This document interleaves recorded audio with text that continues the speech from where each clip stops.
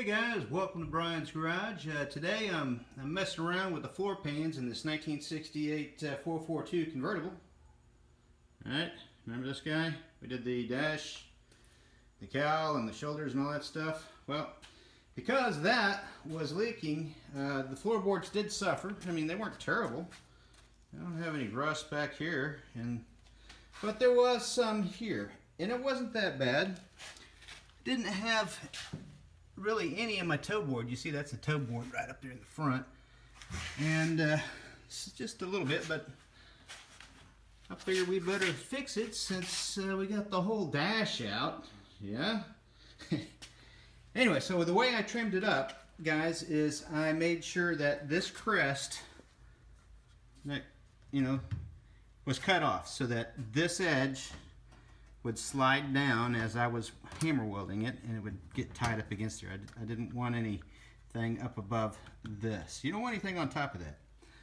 I also did not extend it all the way over there because all that's in good shape. In fact, there was a either butyl rubber or asphalt seam sealer from the factory. It looked like basically the tar you'd put on your roof. Anyway, so I trimmed that to that location. And then I marked around it with a paint pen. Ta-da! Right, all the way around. Just took it all the way around, and then I offset that line by either down to the bottom of, in this case, this is where the curve of the floor came out this direction, right? Well, I just trimmed it off right there. Over here I had to trim up a little further because there's some rust in this area. But generally you want like an inch and a half of overlap. And yeah, that's right, we're going to have overlap. We're not doing any of that crazy butt weld. You know, you're going to get underneath there and clean up that butt weld with that cross member in the way? I don't think so. See all this crap that's in your way? You're not getting up underneath there. You just need to go ahead and lap weld it. And because we got rid of all of the part of the metal that would come this way, if any water or anything gets up in there, it's just going to drip right out, right? See, we've got this set up like shingles, so we're not going to have any problem. It's all just going to run out. So anyways, that's how you do that. And it fits in there pretty good. Again, I just popped a series of holes so I can do plug welds all the way around. And I just use my Whitney punch for that. It works pretty well. Up here in this corner is the body mount, so I put a couple. I'm going to put an extra hole right here, and just to kind of stiffen this up. You want to tie in this part right here into that right there. See, this is the body mount. If you go up underneath here, you're going to find that, see all these spot welds? Those spot welds are tying that body mount in. So we're going to tie that part in. I didn't cut it off. I went around it, and we're going to tie all that in to this guy right here. So that's it. It looks like it's really easy, and it should only take you a few minutes, but it does take a while, guys. So I've been working on this, I don't know, maybe 2.5 hours already this morning just to get that thing trimmed up, get the floor trimmed back and everything pretty and all the holes punched. And now we're ready to start. Well, I need to do the weld through primer, make sure all my plug weld areas are down to bare metal before I primer it, and then let that dry. Then we can weld this bad boy in. We'll do a hammer weld on it. So, all right, so welds came out decent. I had to use a stitch weld there because there wasn't enough overlap for a plug. I did use screws in a few spots. You know, you've got to shape this panel to fit your old floor contours, right? So I pulled it down right here so I can hammer. Once you pull this down, then you can weld this one. Then you can hammer around it and shape it all up. There's another screw I used. I also used a screw right there in this corner to pull all this down against the factory body support structure, right? And I used, I don't think I used any screws here, did I? But you have to, you can see that that contour of the firewall has to be reshaped, because none of these aftermarket pans are perfect. You see that? It says made in Taiwan. Alright. Anyway, I look pretty good over there. I think when I started, the first one I put on was, I think I started over here and put one of those on, and then I came over here and pushed all this down and put one of these in and pushed that down. I had to use some screws on this. There's a screw right there. But altogether, it wasn't too bad. This one went in pretty easy, especially for, you know, an aftermarket part. It was surprisingly close. Even this area came out, you know, decent. There's your factory contours, and you can see all my little hammer marks because I definitely had to beat on it. But it is a floorboard, and I don't think anybody's going to care a whole lot so long as you got a floor in there. So there it is. It's welded in. Next will be to wire brush, or if I'm not going to grind on any of this stuff. I'm probably just going to wire brush it, and then I'll hit it with some epoxy primer, and then it will get painted the same color as the dash. The dash is going to be like a, well, about that color right there actually. That's like an SEM trim black. And the firewall and this will all be painted at the same time. Still got to do that one over there. Hey guys, this is the passenger side. I forgot to show you the driver's side before we did all that work, but it does have a little patch in it. Somebody put a little quick patch in there at one time, but the toe board's good. The toe board on that side was pretty decent too, which is surprising considering how bad the dash was. You remember we had to do all that work up in there to replace all that. Yeah, the dash cowl was terrible. There's a little rust here, but it's yeah,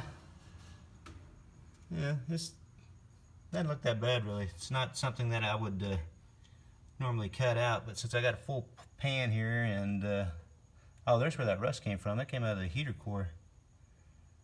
Yeah, that's run right down there. Yeah, it's the heater core that caused that, not the cowl. Huh, how about that? Anyway, hardly seems worth replacing all that for that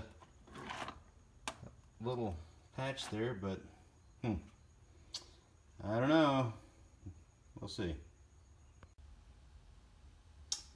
Alright, well, we've got the passenger side, the quickie patch removed so we can see what they were trying to repair, and there you go.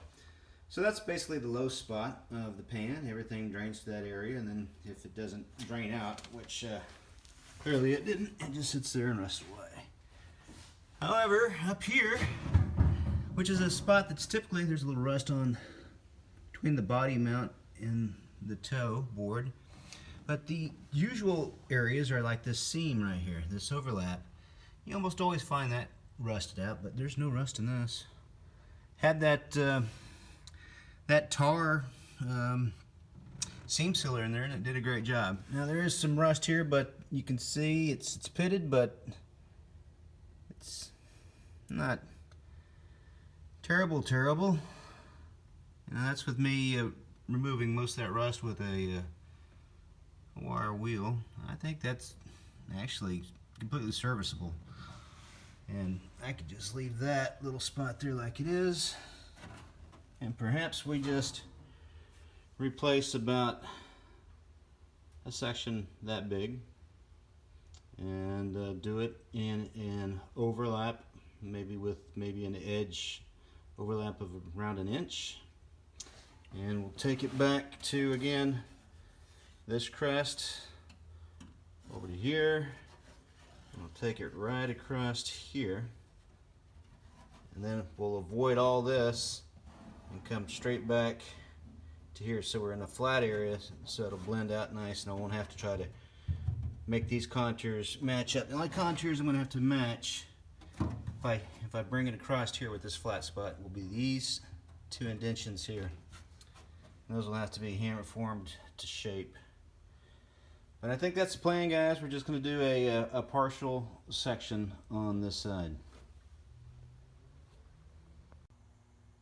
All right, looks like we got the small panel on the passenger side floor welded in. It went in pretty easy. Let's see, how did we start this out? Now, I lined up this contour with the patch panel. That's how I started it out. So I put in this screw right here.